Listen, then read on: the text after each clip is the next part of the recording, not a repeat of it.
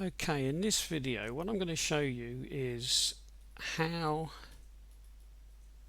VW or VAG made changes to their own files rather than how you should make changes or what changes you should make. I'm going to have a look at what they did. So what I'm going to do is I'm going to stick with this original Passat PD TDI 130 EDC15, and I'm going to open another project which is a Seat Leon, and the reason I'm opening the Seat Leon is it's exactly the same engine, more or less. I mean, it's very similar engine, and it was sold as having 150 brake horsepower. So here I've got an engine with 150 brake horsepower, and here I've got the same engine with 130 brake horsepower. Right, what I'm going to do is just get these two to line up a little bit better. So I'm going to add a couple of columns to that one. Right, where are we on here? We are, oh look, we're at the SOI limiter. Well, we don't want that, so let's go and look at the EGR. So there we go. So there's the two EGRs, and what I'm going to do is I'm going to compare the two. Now, WinOLS has a neat little trick for doing this, and I might have mentioned it before, I can't recall, but if I go up here and I say connect windows, this will pop up and it will say, how do I want to connect the windows? Do I want to connect this one to that one, or that one to this one, or whatever? For me, it doesn't matter because I can read. In other words, I've only got two maps, and it doesn't matter which one's connected to which, because I will see two maps in front of me and they will be connected. So I always ignore all of this and just click OK. Now what it's done is it's jumped to this side-by-side view. It usually does that. If I'd had it open in 2D view, it would have probably kept one at the top and one at the bottom. In other words, the developers of WinOLS have decided that this is best viewed side by side like that because they can get more on the screen, and in 2D view it's best to split it across like that because they can get more on the screen. So it makes perfect sense. Now, okay, so what we've got then is we've got the Seat Leon original map here, and we've got the Passat original over here, and this one is 130 brake horsepower and this one is 150. And what it's done is it's done what we would have done ourselves had we made changes. In other words, it's highlighted differences. So it's telling me that some values are different to other values. Now, whether they're higher or lower different values depends on where you stand, as it were. Because if you're looking at this one and then looking at that one, then you'll have to decide, have they gone up or have they gone down? But WinOLS has made that decision for you in this case, and so it's decided whether something is an increase or a decrease. Now, I'm not going to get too hot under the collar about that at the moment. Here we've got these being flagged as decreases compared to those, haven't we? Because look, we've got 3.4 compared to 3.5, so it's telling us at the moment that these values are lower than those values. So that's what it's telling us. Now, okay, let's have a look at why. Now, why are these values lower than those values? What is the point of that happening with these maps?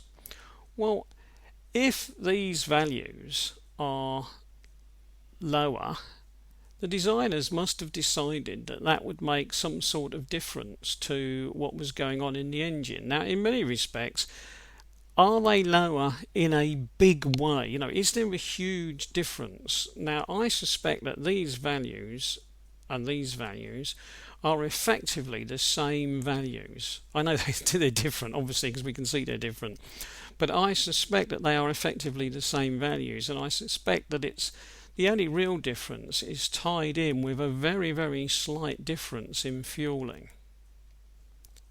Because if this value was dropped a fraction, it means that the actual EGR value for the flow rate has increased very slightly, because remember that although this is called the EGR map by most people, it's really the mass airflow map. So if the mass airflow has dropped slightly, then it means that the EGR value here has increased very slightly, and it is very slightly. So I suspect the difference between the two is something to do with fueling, but something that we don't know. And I have a sneaky suspicion that the reason is not just simply because of fueling, as in, oh, well, obviously this one's got more fuel than that one has because it's got more power. I suspect that it's more likely tied in with the fact that the injectors used on the two engines are very, very slightly different, even though people often say that they're the same. I think they are marginally different in flow rates, and the end result of that is that the air requirement, or the EGR flow allowed, is slightly different. Now, without spending hours and hours measuring all of these values and playing around on a rolling road, it would be quite difficult to pin down that exactly, but I do suspect that that is what is going on here. And of course, the easy way to find out with a greater degree of precision would be, of course, to get hold of two injectors, one from each engine, and actually do some measurements of flow rates and see if you could find out just how similar or how different they are actually to each other. Now, at this moment in time, I'm not going to worry, because I really don't think that I can prove anything by looking at these two EGR values, because I think that, again, as I said, they are more or less the same. So as far as I'm concerned, the EGR map on a PD 130 and a 150, they're probably not worth fiddling with. If I was to try to do any kind of remapping work, it would probably be simpler to just leave them as they are. So in other words, this one would be good enough. I wouldn't need to put these values in this map. If I wanted to put these values in this map, I could copy these and paste them over here. I would have to check the axes are the same. Now this is where this is a good guide, because watch out for things you don't want to copy. If I was going to copy the axes, it looks like I can copy this great big chunk for the axes over to here, but what I can't copy is that bit, because that is a little pointer that is being used to identify this whole map, and it's different on that one. So what I can't do is copy the entire axis data to there. I can copy all of it like that,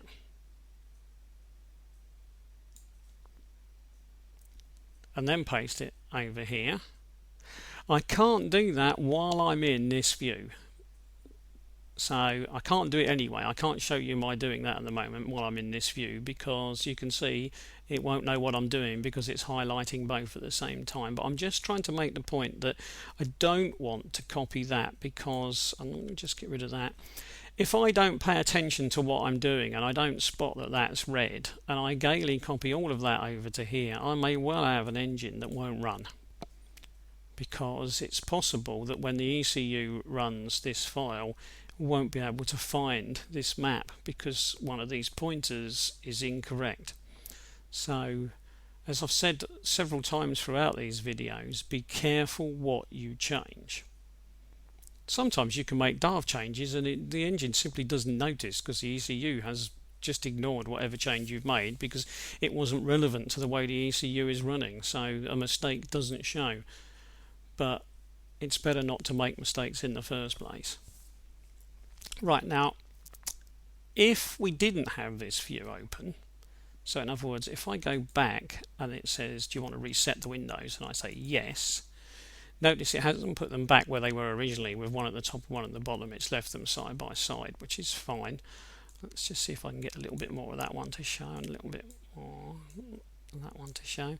The reason why WinOLS puts them this way is I don't understand, because very often you can't see enough of the file that you're looking at width-wise when they're this way around. So I've never quite understood why the developers think that side by side like this is the best way to go, because I like to see the whole map that I'm looking at, and I like to see it in the shape that the map will be.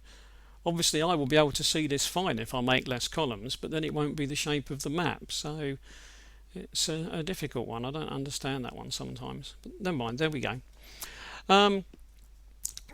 I just want to point out that now we're looking at it like this, of course the differences no longer show up, and so if you want to make changes in some formats, you need to just remember to yourself, okay, if I've got these two open, I now can, having seen what I can copy all this piece.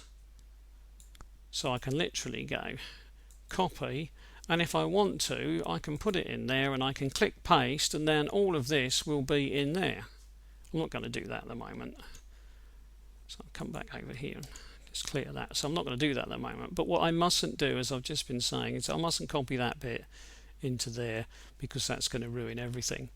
So I could copy chunks of the layout 150 into the 130 map if I wanted to.